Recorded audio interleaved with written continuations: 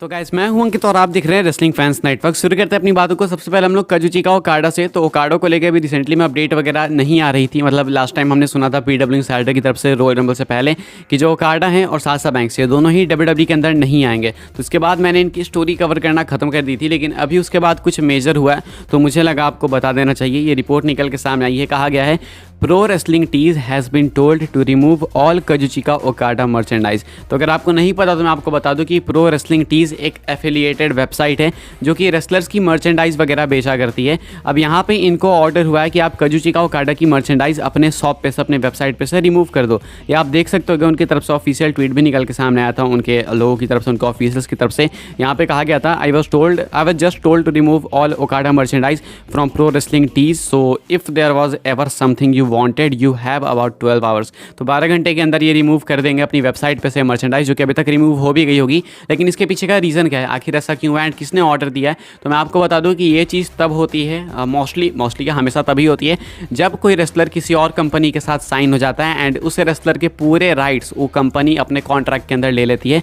तो आप फिर मर्चेंडाइज वगैरह पुरानी वाली किसी और दूसरे शॉप पे नहीं बेच सकते। अब अगर वो डब्ल्यूडब्ल्यू के साथ साइंड हैं, मैं सिर्फ डब्ल्यूडब्ल्यू का एग्जांपल लेके बता रहा हूँ, तो देन डब्ल्यूडब्ल्यू सिर्फ उनके मर्चेंडाइज को अपने ऑफिशियल स्टोर पे बेचेगी। अगर वो एडब्ल्यू के साथ साइन हो चुके हैं तो एडब्ल्यू अपने ऑफिशियल स्टोर पे उनकी मर्चेंडाइज बेचेगी। तो शायद ये एक रीज़न है कि वो कहीं साइन हो चुके हैं कन्फर्म।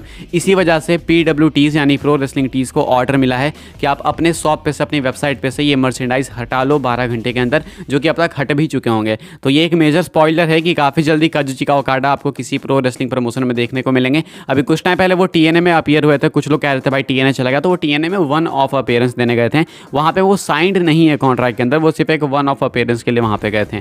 देखना होगा क्या वो एडब्ल्यू के अंदर जा रहे हैं, जो कि मोस्ट लाइकली है, या फिर डब्ल्यूडब्ल्यू के अंदर। आगे बढ़ते हैं, बात करते हैं अगली स्टोरी के बारे में, जो कि सेथ फ्रीकन रॉलिंस को लेके। तो अभी तो बेचारे सेथ रॉलिंस का नाइट 1 का मेन इवेंट काफ़ी स्क्रूड दिख रहा है। पता नहीं चल रहा है कि सेथ रॉलिंस को कौन मेन इवेंट करेगा। ऑल्सो जो रेसल वोट्स की रिपोर्ट आई उसमें बताया गया कि सीएम पंक की इंजरी के बाद एंड ब्रॉक लेसनर के एलिगेशंस के बाद काफ़ी सारे मेजर प्लान्स हो रहे हैं चेंज रेसलमेनिया के कार्ड के अंदर। इसको लेकर अपडेट मैंने सुबह वाली वीडियो के अंदर बहुत डिटेल में कवर करी है, तो आप जाके देखना, आपको कॉन्टेक्स्ट पूरा मिलेगा एंड काफ़ी इंपॉर्टेंट है वो। तो अभी के हिसाब से जो सेथ रॉलिंस है भाई, वो बिना अपोनेंट के हैं। अब पता नहीं है कि एग्जैक्ट उनका अपोनेंट कौन होगा। हाँ, मैकेंटायर ये चीज़ जरूर से कह रहे थे कि सीएम पंक को प्रोमो के अंदर कि मैं अब रॉलिंस के अगेंस्ट जाऊंगा एंड मैं तुम्हारा सपना पूरा करूंगा एंड मैं बनूंगा चैंपियन क्राउड के सामने। ये सारी बातें मैकेंटायर कर रहे हैं एंड वो चाहते हैं कि ऐसा ही हो। तो अब एक्सपेक्टेड क्या है, सेथ रॉलिंस को कौन फेस करेगा? सीएम पंक तो कंफर्म थे, लेकिन अब सीएम पंक होंगे नहीं, तो हम लोग किसको होप कर सकते हैं? मैं आपको बता दूं यहाँ पे एक मल्टीपर्सन मैच पिच करा जा रहा है, जो कि शायद सेथ रॉलिंस का हो सकता है रेसलमेनिया के अंदर, एंड एक ट्रिपल थ्रेट मैच है। मुझे नहीं पता आप में से कितने लोग इससे कन्विंस हो गए, लेकिन ये मैच है Seth Rollins versus Drew McIntyre versus Sami Zayn का, एंड ये होगा वर्ल्ड हैवीवेट चैंपियनशिप का, जो कि अभी पिच करा जा रहा है। अब ये मल्टीपर्सन इसीलिए होगा बिकॉज डब्ल्यूडब्ल्यू सीएम पंक की स्टार पावर को ऐसे अकेले किसी सुपरस्टार से शायद ही फिल कर पाए। लेकिन अगर मैं अपने ओपिनियंस बताऊं तो मैं देखना चाहूँगा सिर्फ मैकेंटायर वर्सेस सेथ रॉलिंस का मैच वर्ल्ड चैंपियनशिप का, एंड वहाँ पे मैकेंटायर अपनी स्टोरी फिनिश करेंगे, क्योंकि उनको भी क्राउड के सामने जीतनी है, वो चैंपियनशिप सेलिब्रेट करना। भले वो हील के तौर पर करे चाहे बेबी फेस के तौर पर, एटलीस्ट वो एक चीज़ उनके करियर में एक बार होनी चाहिए, वो चाहते हैं। तो ऐसे में मैकेंटायर वर्सेस रॉलिंस अगर सिंगल्स मैच होगा तो ज़्यादा बेटर होगा इन माई ओपिनियन। लेकिन काफ़ी सारे लोग का ऐसा मानना है कि Sami Zayn versus McIntyre versus Seth Rollins ये वाला रेसलमेनिया नाइट 1 का मेन इवेंट होगा। तो क्या आप लोग भी यही देखना चाहते हो? कमेंट करके बताना। रिपीट कर दूं कि ये स्पेकुलेशन से कोई ऑफिशियल रिपोर्ट नहीं है। हाँ, कुछ लोगों का कहना है, कुछ सोर्सेज का कहना है कि मैकेंटायर जरूर से होंगे रॉलिंस के साथ। तो क्या मैकेंटायर के अलावा भी कोई होगा रॉलिंस के साथ? क्या सेमी ज़ेन भी होंगे? यही है ट्विटर वगैरह के ऊपर स्पेकुलेशन करेंटली। आपके क्या थॉट्स, आपको क्या लगता है? आप लोग कॉमेंट करके अपने ओपिनियंस मुझे जरूर लिख के बताना कि आप कौन सा मैच सेथ रॉलिंस का देखना चाहोगे रेसलमेनिया 40 नाइट 1 के मेन इवेंट में। शायद नाइट 1 का मेन इवेंट हो। आगे बढ़ते हैं, बात करते हैं अगली स्टोरी के बारे में, जो कि best in the world CM Punk को लेकर, जो कि अभी इंजर्ड हो चुके हैं। क्या सीएम पंक थे original supposed winner royal rumble match के? क्या सीएम पंक ही जीतने वाले थे? इसको लेकर मैं बात कर चुका हूँ बहुत ब्रीफ में, लेकिन वो मैंने ज़्यादा हाईलाइट नहीं किया था, तो शायद आपको पता नहीं होगा। लेकिन मैं आपको बता दूँ इसको लेकर क्या अपडेट है। काफ़ी सारे लोगों का ऐसा इंटरनेट पर कहना है, काफ़ी सारी न्यूज़ फैल रही है कि सीएम पंक जो है वो ओरिजिनली सपोज्ड विनर थे मैच के, बिकॉज ऑफ इंजरी वो जीत नहीं पाए, ऐसा कुछ क्लेम करा जा रहा है। लेकिन क्या सही में ऐसा है? मैं चीज़ पहले भी क्लैरिफाई कर चुका हूँ, मैं फिर से बता दूँ कि सीएम पंक ओरिजिनली सपोज्ड नहीं थे रंबल जीतने के लिए। हाँ, वो रूमर्ड जरूर थे कि वो जीत सकते हैं, चांसेस उनके ज़्यादा थे, बेटिंग ऑड्स में वो फेवरेट थे, क्योंकि उसके पीछे मल्टीपल रीजन से वो डब्ल्यूडब्ल्यू के अंदर इतने टाइम बाद वापस आ रहे थे, लाइव टेलीविजन पे वो इतने टाइम बाद डब्ल्यूडब्ल्यू के अंदर, डब्ल्यूडब्ल्यू के रिंग के अंदर रेसल करने वाले थे, एंड लगभग 9-10 साल का डिफरेंस था royal rumble 2014 royal rumble rumble 2024 में, तो लोग चाहते थे कि ये हो एंड ये लग भी रहा था कि होगा बिकॉज डॉट्स कनेक्ट हो रहे थे, लेकिन ये चीज़ हुई नहीं। मैं आपको बता दूं कि WWE चाहती तो करा देती, लेकिन WWE ने कभी चाहा ही नहीं कि वो CM पंक को विनर बनाए। अगर इंजरी होती तो भी वो जिता देते एंड कुछ ना कुछ लूप होल निकाल लेते उसके बाद। ओरिजिनली प्लान्स ही थे कोडी रोड्स के लिए एंड कोडी रोड्स जीतने वाले थे। WWE का माइंडसेट पहले से ही था कि Cody Rhodes back to back 2 Rumble जीतेंगे एंड ये चीज़ बहुत पहले से देख के लगता है कि फिक्स थी, बिकॉज अभी आपने रिसेंट में देखा होगा कि WWE डेटा वगैरह दिखा रही थी कि भाई कौन कौन से सुपरस्टार्स हैं जिन्होंने बैक टू बैक 2 बार रंबल जीता है। तो वो WWE का दिखाना ही काफ़ी कुछ साबित करता है कि कोडी रोड्स स्टार्टिंग से ही प्लान के अंदर थे कि वो बैक टू बैक 2 बार जीतेंगे रॉयल रंबल।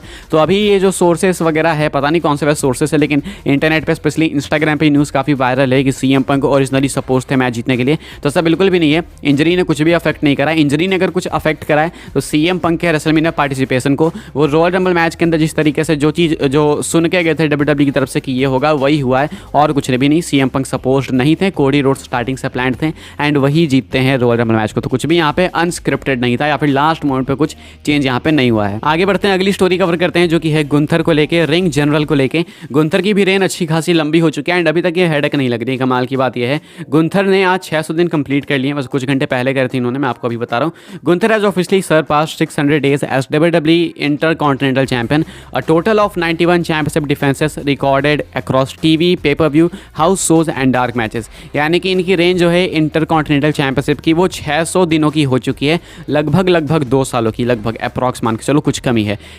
इन 600 दिनों के अंदर गुंथर ने टोटल ये चैंपियनशिप 91 बार यानी 91 टाइम्स डिफेंड करी है। अब इसमें जो है सारी चीज़ें काउंट हो रही है, टेलीविजन पे होने वाले shows, paper views, house shows, dark matches, सब कुछ यहाँ पे रिकॉर्डेड है एंड टोटल 600 डेज़ के अंदर गुंथर ने 91 टाइम्स अपनी ये चैंपियनशिप डिफेंड करी है एंड अभी तक ये रेन ऐसी हेडक नहीं लग रही जैसा मैंने आपको बताया। तो शायद WWE इसको और एक्सटेंड कर सकती है। क्या आपको लगता है कि गुंथर भी 1000 डेज़ कंप्लीट कर सकते हैं? मुझे लगता नहीं है वैसे, लेकिन क्या आपको लगता है? कॉमेंट करके आप लोग जरूर से बताना। आगे बढ़ते हैं, बात करते हैं अपनी नेक्स्ट एंड फाइनल स्टोरी के बारे में जो कि है रॉक को लेके। क्या रॉक का रिटर्न हमें देखने को मिल सकता है रेसलमेनिया से पहले? क्या इसके चांसेस हैं? मैं आपको बता दूं, रॉक वर्सेस रोमन के चांसेस बहुत ही कम हो चुके हैं अब, लेकिन क्या रॉक रिटर्न करेंगे रेसलमेनिया से पहले? क्या इसके चांसेस हैं? जी हाँ, इसके चांसेस बहुत ही ज़्यादा है, बहुत अच्छे खासे हैं कि रॉक आपको देखने को मिलेंगे रेसलमेनिया से पहले। मोस्ट लाइकली तो आपको एलिमिनेशन चेंबर के अंदर ही देखने को मिल सकता है, वहाँ पर वो होने चाहिए। एंड अगर वो वहाँ पर नहीं भी होते हैं एंड अगर वहाँ पर होते भी हैं तो उसके बावजूद भी वो किसी ना किसी स्मैकडाउन के एपिसोड में आपको देखने को मिलेंगे। तो रेसलमेनिया से पहले रॉक का आना कन्फर्म है। बहुत रूमर्स है कि या तो रॉक हो सकता है कि भाई आपको रेसलमेनिया में होस्ट करते हुए दिखे, रेसलमेनिया को हो सकता है एलिमिनेशन चेंबर को होस्ट करते हुए दिखे। तो बहुत सारे रूमर्स है, सबका इंडिकेट यही करना है कि रॉक किसी कैपेसिटी में रेसलमेनिया से पहले WWE के साथ वापस ऑन टेलीविजन इन्वॉल्व होंगे। रोमन के साथ भले ही मैच ना हो, लेकिन वो आ सकते हैं मोस्ट लाइकली एलिमिनेशन चेंबर, वहाँ पे नहीं तो किसी ना किसी स्मैकडाउन में, या फिर हो सकता है दोनों में ही आ जाए। No one knows, Elimination Chamber और स्मैकडाउन दोनों में। आपको क्या लगता है, कहाँ आप लोग देखना चाहोगे रॉक को? कमेंट करके बताना, लेकिन मैं आपको बता दूं कि चांसेस बहुत हाई है कि वो आएंगे। इस वीडियो के लिए गाइस यही कुछ अपडेट्स। आई होप आपको वीडियो पसंद आई हो तो वीडियो को लाइक करें, शेयर करें, सब्सक्राइब करें। चैनल को आने वाले टाइम में और भी ऐसे WWE न्यूज़, रूमर, अपडेट्स पाने के लिए फॉलो कर सकते हैं आप लोग मुझे इंस्टाग्राम एंड ट्विटर पर, लिंक आपको मिल जाएगी डिस्क्रिप्शन में। ज्वाइन कर सकते हैं व्हाट्सएप चैनल को, उसके भी लिंक है डिस्क्रिप्शन में। मिलते हैं अपनी नेक्स्ट ऑफर काफ़ी इंटरेस्टिंग वीडियो में।